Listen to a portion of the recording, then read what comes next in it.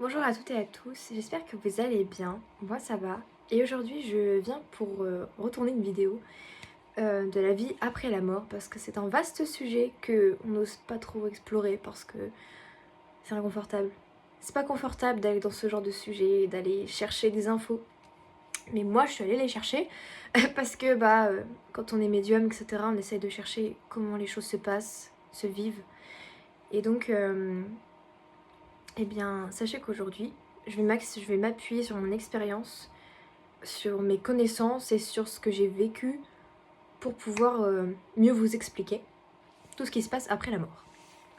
Alors, pour commencer, la mort, l'âme hors, c'est du langage d'oiseau. Donc l'âme hors du corps en fait. Ce n'est que l'âme qui part finalement. L'âme s'en va du corps et donc l'âme est toujours là. Elle ne s'en va pas elle. Je parle en particulier là pour les gens qui ont perdu leurs proches d'accidents, de maladies, suicide. C'est ce qui me vient en fait, je suis en train de vous parler mais en même temps je reçois les infos. Vos défunts ne sont pas partis et ils ont leur double mission. C'est-à-dire que les gens qui partent assez brutalement, là je vais plus m'adresser aux accidents et aux accidentés et aux suicides, c'est des gens qui ont une double mission de vie à faire. Et c'est souvent celle de passer les messages à leurs proches, de veiller sur eux aussi. Et parfois d'ouvrir la personne en faisant des signes. Quand je parle de signes, je parle des papillons. Par exemple, imaginez que votre défunt ou défunte avait comme couleur préférée le vert. Eh bien, si vous, quelques semaines après, voyez un papillon vert, c'est pas du hasard. C'est votre défunt en fait qui se manifeste en mode je suis là, je ne suis pas partie. C'est beau, hein. Et oui, et ils ont ces capacités de pouvoir le faire. Et personnellement, je trouve ça vraiment beau de se dire que nos défunts se présentent sous d'autres formes pour qu'on sache qu'ils sont là et qu'ils nous ont pas abandonnés. Là, l'abandon, je sais que ça va parler à plusieurs. Quand quelqu'un s'est suicidé, quand quelqu'un est parti brusquement, le corps humain, le cerveau humain verra ça immédiatement comme un abandon. Ce qui est compréhensible. On était bien avec la personne, puis d'un coup, telle personne elle a eu un accident, elle est décédée. Oh, faut un coup. Telle personne s'est suicidée, elle en pouvait plus. Un deuxième coup. Là, on s'en prend une grosse, là, c'est violent. Et en fait, souvent, ces gens-là ont des choses à dire, ont des choses à parler, des choses à révéler qui sont faites pour vous aider. Les défunts parlent souvent pour vous aider à faire le deuil, pour vous aider à tourner la page, à évoluer, à avancer. Là, je vais parler de Thomas. Thomas qui est mon frère jumeau. J'ai déjà expliqué dans une autre vidéo qui était Thomas. Je ferai une vidéo entièrement dédiée à lui, mais pour l'instant, je vais aller sur ça. Thomas, donc mon frère, qui devait être avec moi à la naissance, finalement est décédé. Et en fait, j'ai appris durant mon enfance qu'il était là et qu'il veillait sur moi et qu'il me protégeait. Et il n'y a pas longtemps, je suis allée voir une médium que je remercie l'univers, les guides, appelez ça comme vous voulez, de m'avoir mise sur son chemin, qui m'a dit qu'en fait, qui a canalisé Thomas et que lui a dit si j'étais descendue sur Terre avec les capacités que... parce qu'il a les mêmes que moi, il a dit je serais devenu fou sur Terre. Il dit je serais devenu fou, j'aurais pas géré. Donc, à la place, il a décidé de veiller sur moi, de rester avec moi jusqu'à que mon âme elle sorte de mon corps. Je n'utiliserai pas le mot mort parce que il est faux. Et il a trop de connotations péjoratives maintenant, je trouve, et je ne veux pas nourrir je ne veux pas nourrir ça. Donc Thomas qui est tous les jours avec moi, que je l'entends, je le sens et je le vois tous les jours. Mais quel bonheur. Mais quel bonheur pour moi d'avoir pu avoir ça. Parce que je l'ai peut-être pas physiquement, mais je l'ai autrement. Et c'est même encore plus fort. J'ai remarqué que souvent que les liens défunts humains sont même plus forts que des liens humains-humains. Vraiment. Thomas, quand il me fait un câlin, ça me cause beaucoup plus d'émotion que si c'était un humain. Vraiment. C'est beaucoup plus fort. Il y a cette force que vous sentez au niveau de l'estomac, au niveau du cœur. Vous êtes là, c'est... Oh, la bouffée d'air, quoi. C'est un truc de fou. Faut vraiment le vivre pour le croire et pour le sentir, et moi, c'est mon cas. Ensuite, petit aparté, maintenant, je vais partir sur ma grand-mère. Ma grand-mère qui est décédée quand j'avais 16 ans. J'avais pas beaucoup de toucher avec elle. C'est-à-dire que au début de son décès, je la sentais juste dans la pièce, comme s'il y avait une distance. Et il y a pas longtemps, j'étais tellement mal par rapport à son décès parce que je l'ai pris vraiment comme un abandon. Je parle en connaissance de cause, elle avait Alzheimer et je l'ai vraiment pris comme un abandon. Et pas que l'abandon physique, je l'ai pris pour un abandon psychologique parce que la personne vous regarde et elle sait pas qui vous êtes alors que il y a encore 6 ans, 7 ans, vous étiez collés l'une à l'autre et pas moyen de vous décoller. Ça met un gros coup et pour le coup, l'abandon, même le rejet peut venir. Et ça, c'est ok en fait. Faut pas vous culpabiliser lorsque vous ressentez ça, c'est ok. Faut savoir que j'ai un peu étudié la psychologie, donc j'ai un petit plus là-dessus qui m'aide beaucoup par rapport aux blessures émotionnelles des gens et sur la compréhension des gens en général. Et donc, ma grand-mère, il y a quelques mois, vraiment, quelques mois à tout casser, je l'ai senti. Genre vraiment, je l'ai senti. J'étais assise dans mon lit et j'étais pas bien, j'y pensais. Et d'un coup, elle s'est mise derrière moi. Et en fait, j'étais assise sur mon lit, mais comme si j'étais assise sur elle. Vous savez, quand on est petit, quand on est assis sur les grands-parents, sur les parents, on est sur leurs genoux. Et bah j'étais pareil. Et c'est là qu'elle m'a dit, tu vois l'amour que je t'ai porté toute ma vie terrestre? Et bah aujourd'hui, c'est toujours le même. Et elle m'a montré une image de moi avec elle quand j'étais petite, quand j'avais 4 à 6 ans. Ah bah oui, bah j'ai pleuré. J'ai pleuré encore plus parce que je me suis dit, waouh, la preuve que c'est pas parce que il y a un monde qui nous sépare que l'amour, lui, n'est pas éternel. Et ça, c'est beau. C'est vraiment beau et il faut vraiment prendre ça en compte. C'est pas parce que la personne est décédée qu'elle ne vous aime plus, qu'elle a disparu, qu'elle a fait, ah bah je suis morte. C'est faux. C'est faux. Ils sont toujours là. Ils sont toujours près de nous. Ils nous aiment. Mais c'est pas le même amour que nous. C'est un amour inconditionnel. Inconditionnel qui n'a pas de condition. Et c'est beau, c'est fort, c'est puissant. Et c'est ça. C'est ça que quand nous, les médiums, on sent nos proches et qu'on ressent cet amour qui est si fort que ça vaut plus qu'un échange parfois avec des humains. Vraiment. Moi, je vois les choses comme ça parce que je les vis intensément. Peut-être que quelqu'un d'autre me dira, bah non, moi je le vis pas si fort. C'est la sensibilité de chacun. Mais moi, quand je le sens, c'est très fort et c'est très réconfortant, vraiment. Et donc, là, je vais parler des parents qui s'en vont quand il y a encore leurs enfants. Je parle d'enfants en bas âge ou des enfants adolescents, comme j'ai pu voir beaucoup. J'ai eu une amie qui a perdu son père. Et plusieurs fois, j'ai vu son père à côté d'elle. Mais c'est quelqu'un que je ne peux pas parler de ça parce que c'est... Il n'y a pas d'ouverture, donc je ne peux pas parler de ça. Et vous imaginez la frustration, vous avez votre meilleur ami de l'époque en face de vous qui vous regarde, puis vous voyez son père à côté, puis son père, il est là, j'ai envie de lui dire des choses, mais je peux pas. Puis vous êtes là. C'est frustrant parce que vous avez envie de dire ce que la personne à côté d'elle a envie de dire, mais vous ne pouvez pas, parce qu'elle n'est pas ouverte.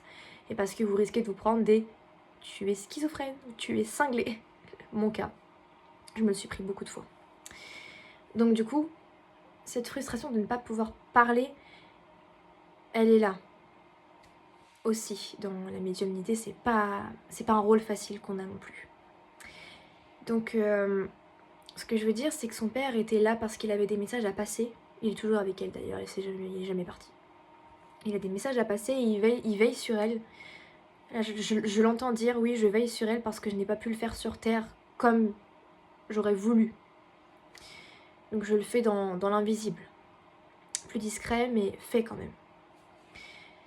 Et c'est beau, parce que peut-être que vous vous dites, bah, moi j'ai perdu ma grand-mère, puis je suis sûre, bon, elle est partie. Non, votre grand-mère n'est sûrement pas partie. Parce que les gens qui partent ont souvent des choses à dire.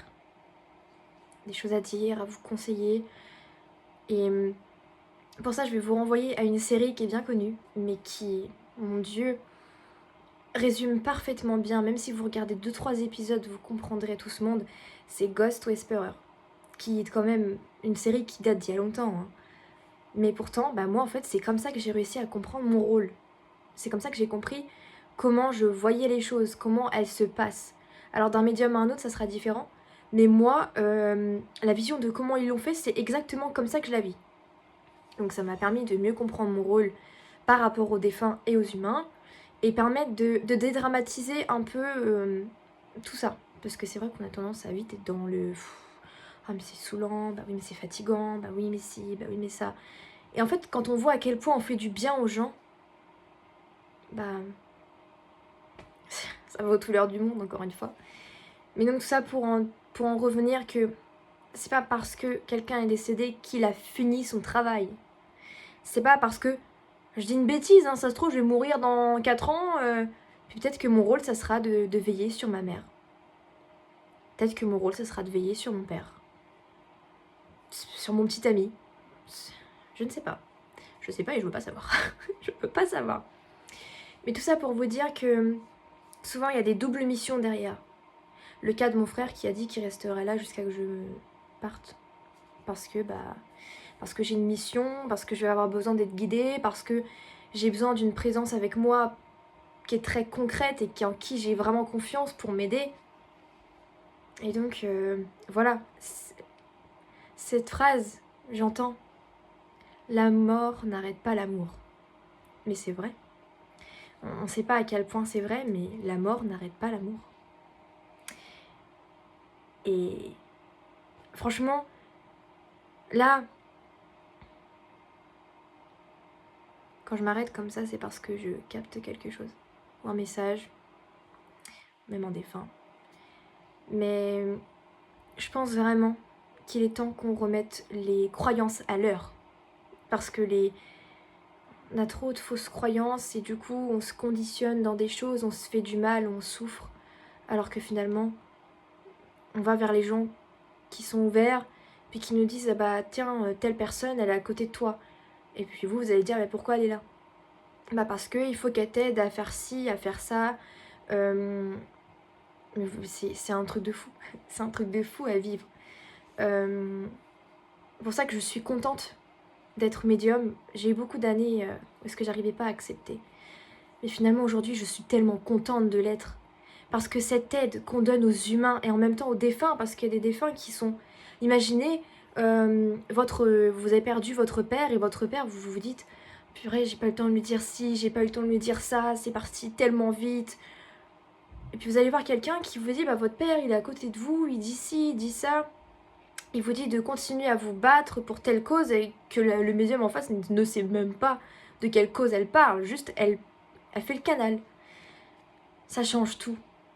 Ça change tout.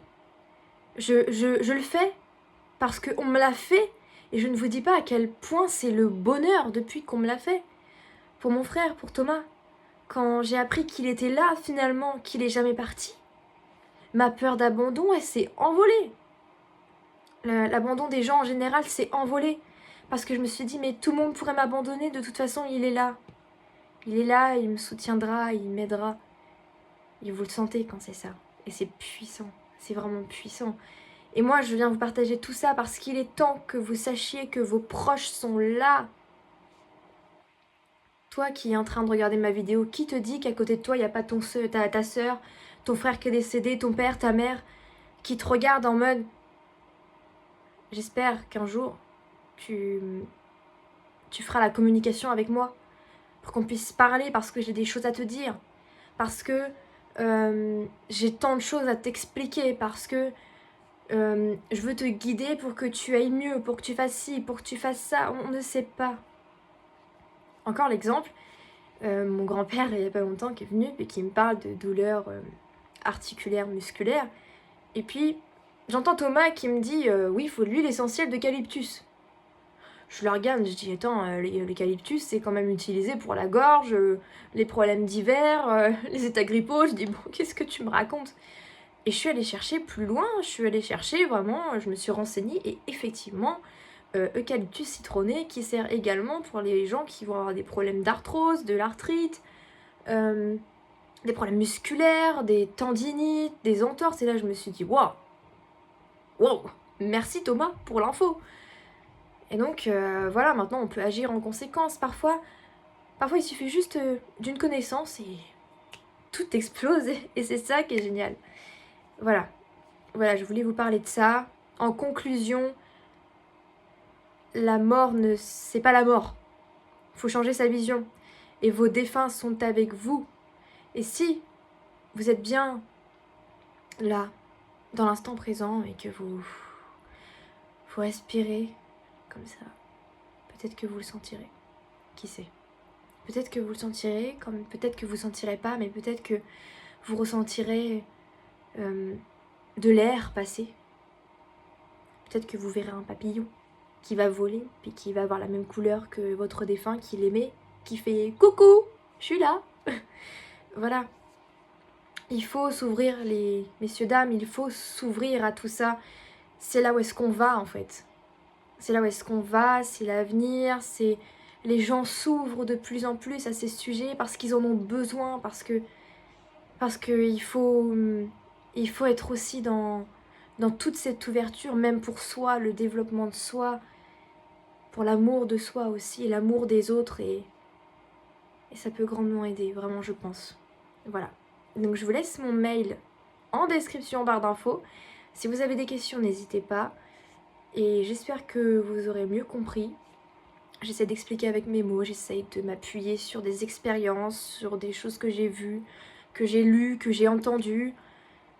J'essaie de vraiment faire au mieux pour vous expliquer les choses, parce qu'il est temps que nos évolutions psychologiques et spirituelles, émotionnelles évoluent pour le bien de tous, pour le bien de vous-même.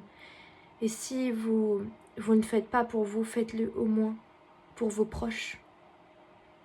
Pouvoir aider, parce qu'on est dans un monde qui est devenu beaucoup trop... C'est chacun pour soi en fait, et ça va pas ça. C'est pas chacun pour soi, c'est ensemble. Aider les uns et les autres. Et c'est ça qui compte. C'est vraiment ça. Parce que tout seul, chacun de son côté, on n'y arrivera pas. Hein. Faut pas se leurrer. On n'y arrivera pas en étant tout seul. Plus on est nombreux, plus on est fort. Voilà. Je vous fais des gros bisous. En attendant, prenez soin de vous. Restez zen, calme. Parce qu'il y a beaucoup de choses qui se passent. Essayez d'être dans l'amour le plus possible. Et essayez de ne pas nourrir certaines choses qu'on voit, des choses négatives. Ne regardez pas toutes ces choses-là et concentrez-vous sur vous, car c'est vous qui vivez. Et sans vous, le monde ne serait pas ce qu'il est non plus. Merci aux bonnes âmes qui sont là, merci à vous tous. Et je vous souhaite vraiment une très bonne fin de semaine et un bon début de reprise.